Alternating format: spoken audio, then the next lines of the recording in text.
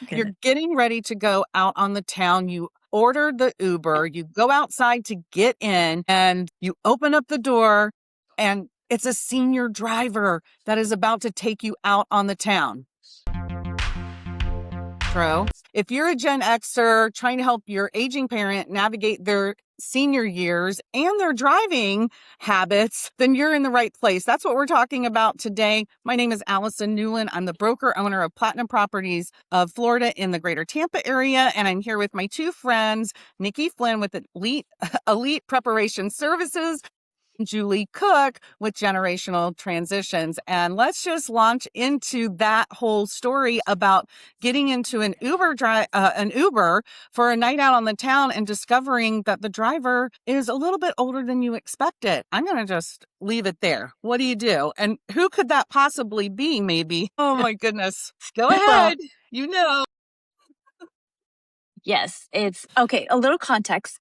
He doesn't drive at night, but my stepdad is, yes, 87. He'll be 88 in August this year. A professional driver, has been his whole life, was a limo driver back home in Chicago, and now is and has been an Uber driver for over 12 years now. And it's literally the one thing that gives him purpose. Well, It keeps him sane. He loves the interaction with people. He loves being able to take people from one place to another. He is relatively a safe driver. And thank goodness that we have vehicles that have all these wonderful safety features on them now, where they practically drive themselves. So that is another thing that I made sure of the car had before he was even allowed to continue with that, because that was a concern of mine. Because you don't want somebody who is mentally declining or physically declining. But he has passed all his physicals. He's got amazing blood work. We just went to the doctors. It's crazy how healthy this man is. And when you look at him, you would never know he's 87. And there are times people do ask him, "How old are you?" And he says, "I'll tell you when you're getting out of the car." that's a great So answer. he won't tell them until they're getting out of the car, and then he tells them. And there was a guy that he did drive that was older than him, and he was like 90 something, and he goes, "You old SOB." He's like, "You got me beat." Oh my gosh. Well, I mean, it's amazing. I mean, when my mom stopped driving, by the way, which was probably when she was about 76, I mean, physically she just didn't have the reactions anymore. But then I was challenged with like, how is she going to get to and from places? Because it was an hour and a half away. And we thought about her ordering an Uber, but she couldn't do that. She didn't know how, she didn't understand the process. So, everybody's situation is going to be different. Some people are going to be able to drive long into the Mhm. longer than we would think just by a number. And then some people can't even order the dang Uber to come get them to go to their doctor's appointment. So I don't Yep. know. All these situations are just really individual, to the situation. Yep. Everybody's situation is different on everything, because I can't Mhm. imagine my mom still driving. I'm glad she's not. 87, Mhm. that's amazing. Yeah. And by the way, we posted a short video, and I'll put it up here for if the viewers haven't seen it yet. I'll put it up here and take a look at it, because we got some comments on that video about the 87-year-old Uber driver, and people were like, "Yeah, I don't mind that. I'm more concerned with my 17-year-old daughter driving." I think that's legitimate.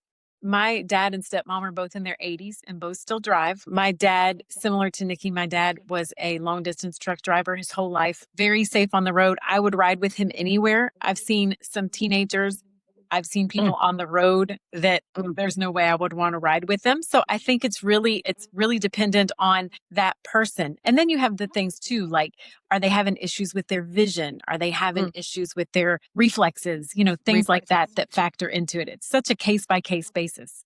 It really is. Mm. And it can be quite contentious when somebody doesn't want to give up that. I think in talking to some of my family members on my husband's side, they were getting worried about their parents, my in-laws, about their driving abilities. And, one stopped driving before the other, but it was getting a little scary. And they were still driving when they went to the assisted or to the independent living facility, and one of them was driving. But to come up and see us family gatherings when we would get together, it was an interstate drive, and it was a little scary. I don't know, people were getting worried about it. So eventually then the car just sat for a while, and then they sold the car. So he finally came to the decision himself. It wasn't easy, and that's the part about helping our aging parents, go through this transition, is giving up some of that autonomy. Yeah, for Yeah, sure. And go ahead. Go ahead, Julie.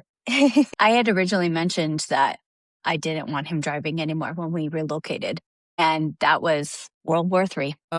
That was that. Yeah. So when that time comes, it's going to be a rough one. We already know, but yeah, it was accusing me of not trusting him and how dare I and all that stuff. And I've had clients too that were the same way. Like when they don't want to let go of that ability to be self-sufficient on their own, it's a very, very hard deal to break because they're just not going to budge. And if they're independent and they live by themselves, it's even worse because then how do they get around? How do they do things? So it's a challenge. It definitely is a challenge that you have to navigate carefully.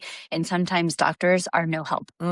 Yeah, I think we've talked a lot about parents transitioning from the family home. And outside of that decision, I think driving is the next biggest thing, especially if you have someone who's independent, because it feels like you're stripping me of my independence. Now you're turning me into a child. I think it's good too to consider compromises instead of just black and white. Either you drive or you don't drive. I've noticed you're having trouble changing lanes. You're getting over in front of cars. So what if we stay within this radius of the house? Maybe, hopefully, that's like on just 2-lane roads and not interstates, things like that. What if you limit driving at night? Just try and find a compromise to where I'm not going to pull all of your independence at once, but I do think that's something we need to consider. The other thing is, I just learned in Florida, they actually have professional driving assessments. So you can have a neutral party who comes in, drives with your parent behind the wheel, does some tests, and gives a neutral opinion on whether or not it's safe for them to be behind the wheel. Oh, well, that's good. Maybe is there like a website for that you're aware of, or? Yeah, I'll get you that information. We can post. Okay, so we'll put that in the either in the pinned comment and definitely into the description below. Yeah. For people to click on. But when the time comes when they're not driving, the thing that was a challenge really for me was, again, how was she going to get to and from things? I mean, I had to go and drive down, take her to her doctor's appointment. The neighbor was taking her from time to time, but the neighbor didn't want to be responsible for doing that. They had their own life. We looked into a car service. It's not like New York City or a big city, our little towns in Florida where we don't have. It's just different. You use Uber. There's not really taxi cabs or anything like that. And there are, but I wouldn't put anybody. It depends on where you are in Florida, I guess. But like I said, she couldn't use the Uber, but I looked into like professional senior medical, like to help her get in with her walker and stuff. And it was quite expensive just to get her a mile away to a doctor's appointment and then have them come. It was a nice service. It was actually somebody I went to high school with down there in Sarasota. Very lovely person, had a nice business, but it was quite expensive. So, we just ended up scheduling her appointments where it was convenient for me to go down and take her. But when you are living out of state from where your parents live, so if your parents live in Florida, this is again all part of the same thing. Like, are they safe to live on their own? Is it still safe? Are they safe to drive? You are maybe not going to know. So that resource, Julie, that you mentioned is a great resource for people, especially when they live out of state, to see if maybe someone can come and assess their parent because they don't have eyes on them. Yeah, absolutely. And there is the option of Uber. I know in this area, PSTA has a program that helps seniors who needs rides, whether it's through the bus or through private cars. So there are some options to consider. If your parent uses a wheelchair, there are private wheelchair transports. Again, they tend to be a little pricey, but if mom and dad have a doctor's appointment or something they need to get to, it's an option. Well, when someone moves into an assisted living facility or the independent living facility, many times they have transportation that can take them to their doctor's appointments or take them to the grocery store. My mom orders groceries through Instacart now. I taught her how to do that, and she's quite comfortable doing that. And that's super convenient, since the whole world did it in 2020, or at least all of the United States anyways. We were getting our groceries that way during COVID, but the facilities tend to have a nice van or like a bus with a ramp, and it lowers and it helps them get on, and they have a designated, day of the week that they go to the store if they want to all go, and then they have to be back on the bus to leave. I mean, that's something about the senior communities that you could probably speak more about. It is. That's a big plus. Almost every senior that I take to visit a community, that's a conversation that we have. Do they have a bus? Is it wheelchair accessible, or do they have to be able to step up into the bus? Do they have a car if getting into a bus is difficult? Most communities have some type of transportation like that.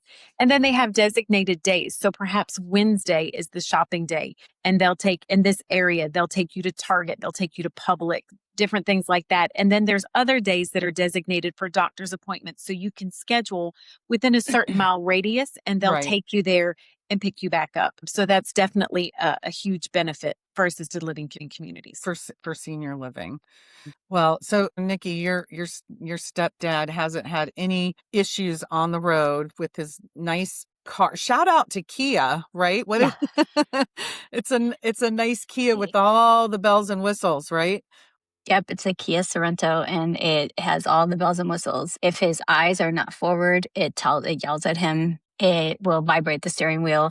If he takes his hands off the steering wheel, like I'm guilty of, like sometimes I'm opening something or doing something and it doesn't like that my hands aren't touching the steering wheel, so it'll yell at me. If you go on the other side of the white lines, it auto-corrects automatically for you. So I could drive without any hands, and the car just drives for me. Maybe we should put a link to the Kia dealerships locally in the description below. The Sorento is what you said, right? Yep. I got to look into that. I mentioned it last week. I got to look into that car, not for me, but for my daughter. Yeah, it's pretty nice. I mean, it's a little alarming, and you could set the tone of the alarm. Like he was like, take the alarms off. I'm like, absolutely not. No. That's why we're getting this car. Exactly. Yeah. It has a volume control on how loud you want the alarms. It vibrates the steering wheels. Even if you have the alarm turned down a little bit, it still vibrates the steering wheel. So it's telling you it's mad. Like in the dashboard, it's yelling at you. That's crazy. Right. Well, I'm glad, because I don't like to see people lose their independence. It's no fun getting old. People will say it's no fun getting old. I'm losing, my physical abilities. Maybe mentally I'm great, but physically I'm not so great. Now you're going to take away driving. I've lost my home, so we have to make these things not so bad, right? And not too far in advance. People are living longer, they're living more healthy lives. And so I guess it's not out of the realm of possibility. Well, it's not, because, your stepdad is a testament to that. One thing I saw that might be worth considering is in Florida, if you decide to surrender your license, you can reapply. So say you have an issue with cataracts or something like that where you're not comfortable driving. Obviously, you don't have to surrender your license, but say you do and your vision improves or whatever, you do have to take another test, but it's not the final I can never drive again. You do have the option to reapply, take the test, and have your license again. Oh, well, that's really good. That's good. We want to know what is going on with you. Please leave a comment and tell us what is happening with you and your family, your aging parents, and their driving habits. Are you concerned? Does it not bother you? Just leave us a funny story. We'd love to hear from you. Our contact information is in the description below. Thanks for watching, and don't forget to subscribe.